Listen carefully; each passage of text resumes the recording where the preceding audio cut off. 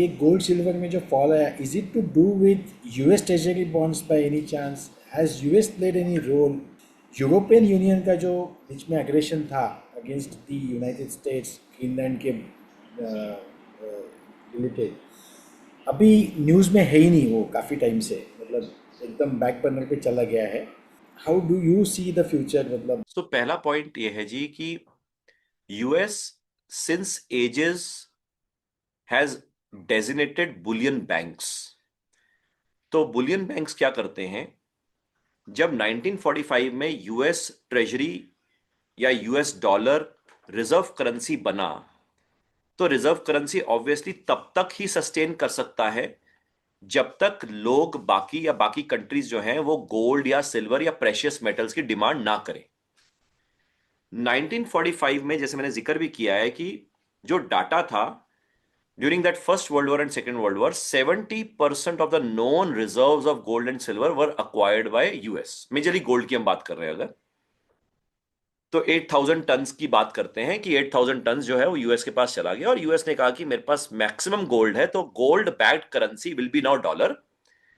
Only point is पहले physical movement of gold होता था, अब फिजिकल मूवमेंट ऑफ गोल्ड नहीं होएगा। Let's assume it this way कि the whole world is a country and उसका सेंट्रल बैंक जो है वो फेडरल ओपन मार्केट्स कमिटी है। हमारे पास गोल्ड है 70% वर्ल्ड का, तो हम ही कॉलिंग द शॉट्स करेंगे। तो जितनी करेंसी हम छापेंगे वी विल इंश्योर कि वो गोल्ड के इन सिंक होगी। एंड ये डॉलर जो है, ये जो कागज का टुकड़ा है, इसको आप गोल्ड पेपर भी बोल सकते हो। यानी कि एज गुड एज कि गोल्ड का physical transportation for goods and services नहीं होगा, ये पेपर जो है, इस पेपर का फिजिकल मूवमेंट होगा for any goods and services bought in the world. And this is how the reserve currency जो डॉलर बना, and this is how world को कहा गया कि अब सारे कंट्रीज को अगर वर्ल्ड में इंपोर्ट करना है तो डॉलर चाहिए। तो डॉलर सिंस आपके पास है ही नहीं, तो मैं आपको सामने से लोन पे डॉलर देता हूं।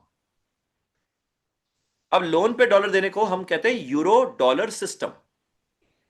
So euro dollar system does not have any euros in that. Euro dollar system is making dollar available outside United States of America so that the countries or the economies or the companies can finance their growth. बदले में US ने क्या कहा कि जब आप import करने के लिए आपको डॉलर चाहिए होगा और वो डॉलर मैं आपको दे रहा हूं, तो जब वो इंपोर्ट करके जब कभी जिंदगी में आपने एक्सपोर्ट करेंगे, एक्सपोर्ट की बिलिंग भी आप डॉलर में करना, क्योंकि आपको डॉलर आएंगे तो ही आप मेरे डॉलर वापस करोगे। उससे क्या हुआ, उससे ऑल ओवर वर्ल्ड में dollar as a reserve currency बन गया। साथ में यूएस ने यह भी कह दिया कि जब कभी भी आपको पैसे लगाने होंगे तो पैसे लगाने के लिए सरप्लस फंड्स आप यूएस के पेपर में लगाना, which is US treasuries, and I will keep you safe from any untoward happening in the world, जैसे फर्स्ट वर्ल्ड वॉर हुआ, सेकेंड वर्ल्ड वॉर हुआ। एंड रदर यूएस ने तो यह भी कह दिया कि तुम्हारा गोल्ड तो तुम्हारे देश में भी सेफ नहीं है, तुम अपना गोल्ड भी मेरे लॉकर में रख दो।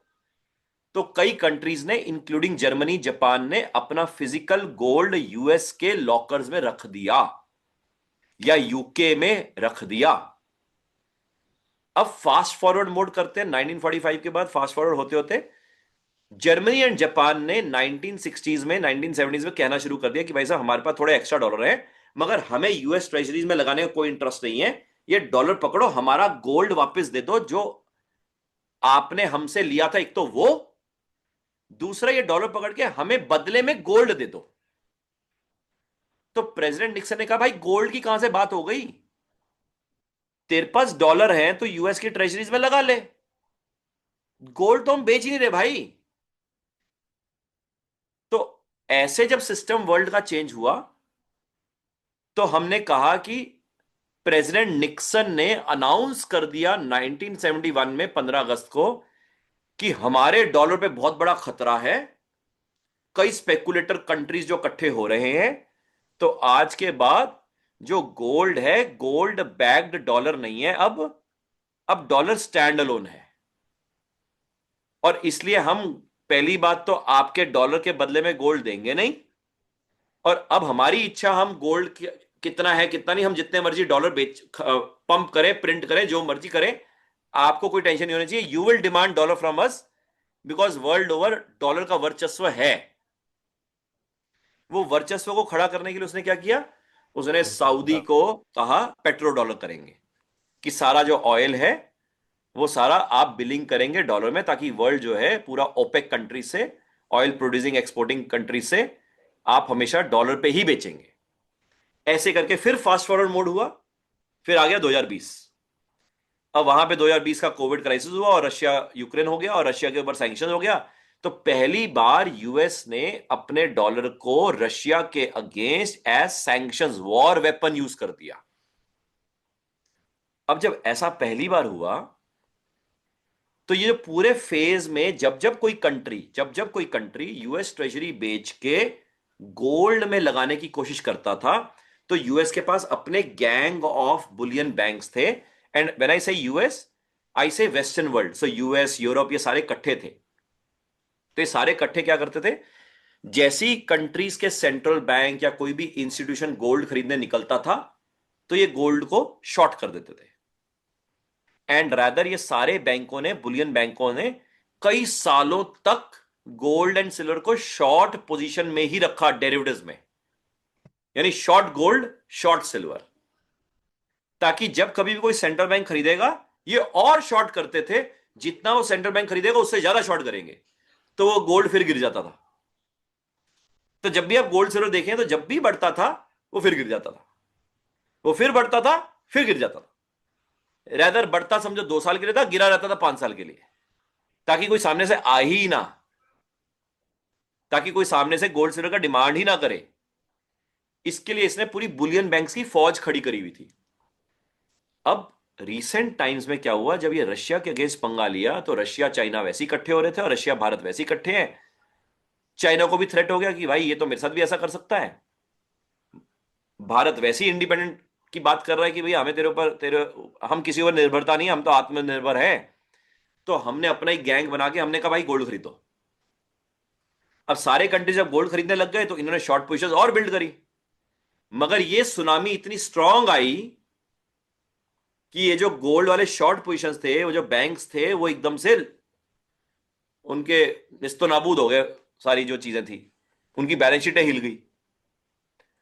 तो इसलिए ऑब्वियसली जब कभी भी मूवमेंट डाउन साइड पे आता है गोल्ड सिल्वर का, ये एक कोशिश रहती है by the western banks, bullion banks, to create such positions. मगर अब आता है मुद्दा कि यार अगर ये ऐसा करते हैं तो it should not impact us. Why? Because point है, जब ये करते हैं तब तो आदमी को पता ही नहीं होगा, रिटेल वाले को। जब हो जाएगा उसके बाद कई मीडिया, सोशल मीडिया चैनल्स पे लोग आके कहेंगे भाई जेपी मॉर्गन ने शॉर्ट कर दिया। भाई वो तो कई सालों से ही कर रहे थे, तुम कौन सी नई खबरें लाए हो? क्योंकि जब उसके ऊपर पोजीशंस बनती हैं, डेरिवेटिव्स पोजीशंस बनती हैं गोल्ड पे, सिल्वर पे, वो ओवर द काउंटर पे बनती हैं, क्योंकि बैंक्स कर रहे हैं, बड़े बड़े इंस्टीट्यूशंस जो हैं ओवर द काउंटर पे करते हैं। तो ओवर द काउंटर में सिर्फ बैंक के, ट्रेजरी के, डेरिवेटिव्स के जो लोग होते हैं उनको पता होता है। वर्ल्ड में सिर्फ 4,000 है, हिंदुस्तान में सिर्फ 400 है। ये जो बाकी जितने भी यूट्यूब चैनल्स वाले, सोशल मीडिया या मीडिया चैनल वाले, इनमें से कोई भी ट्रेजरी डेरिवेटिव्स बैंक में काम किया नहीं किसी ने। तो यानी कि उनके पास तो इंफॉर्मेशन थी ही नहीं।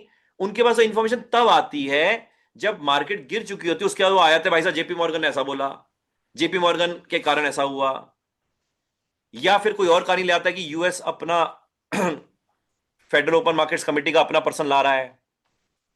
तो रीजंस आ जाते हैं।